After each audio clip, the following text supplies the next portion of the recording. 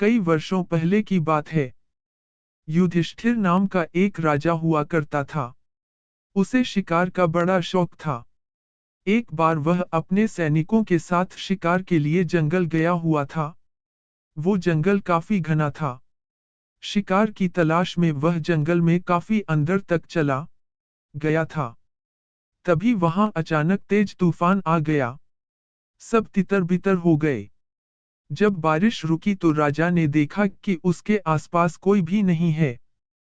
राजा अकेला था। उसके सैनिक उससे बिछड़ गए थे। शिकार की तलाश में भटकने की वजह से राजा थक भी गया था। भूख और प्यास के मारे उसका बुरा हाल हो रहा था। तभी उसे 3 लड़के आते दिखे। राजा उनके पास गया और बोला कि भूख और प्यास के मारे मेरी जान निकल रही है।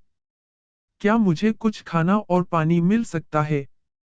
लड़कों ने बोला, क्यों नहीं, और वे भागकर अपने घर गए और राजा के लिए भोजन और पानी लेकर आए।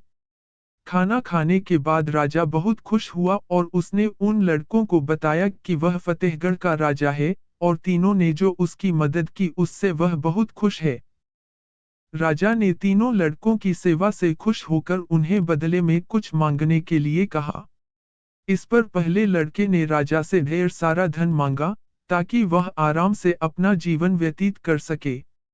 इसके बाद दूसरे लड़के ने घोड़ा और बंगले की मांग की, लेकिन तीसरे लड़के ने राजा से धन, दौलत की जगह ज्ञान मांगा। उसने बोला, राजा मैं पढ़ना चाहता हूँ। राजा राजी हो गया। उसने पहले लड़के को वादानुसार बहुत सारा धन दिया। दूसरे लड़के को बंगला और घोड़ा दिया और तीसरे लड़के के लिए टीचर की व्यवस्था कर दी। बहुत दिन बीतने के बाद एक दिन अचानक राजा को जंगल वाली घटना याद आई, तो उसने उन तीनों लड़कों से मिलना चाहा। उसने तीनों को खाने पर आमंत्रित किया। तीनों लड़के एक साथ आए और खाना खाने के बाद राजा ने तीनों से उनका हाल लिया। इस पर पहला लड़का दुखी होकर बोला, इतना धन पाने के बाद भी आज मैं गरीब हूँ। राजा जी, आपने जितना धन दिया था अब वह खत्म हो चुका है।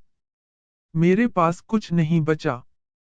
राजा ने दूसरे लड़के की तरफ देखा तो उसने कहा, आपके द्वारा दिया गया घोड़ा चोरी हो गया और बंगला बेचकर जो पैसा आया वो भी कुछ खर्च हो चुका है, और बचा हुआ भी जल्द खत्म हो जाएगा।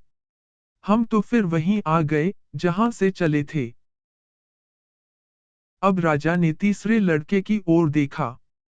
तीसरे लड़के ने बोला, राजा मैंने आपसे ज्ञान मांगा था, जो रोजाना बढ़ रहा है।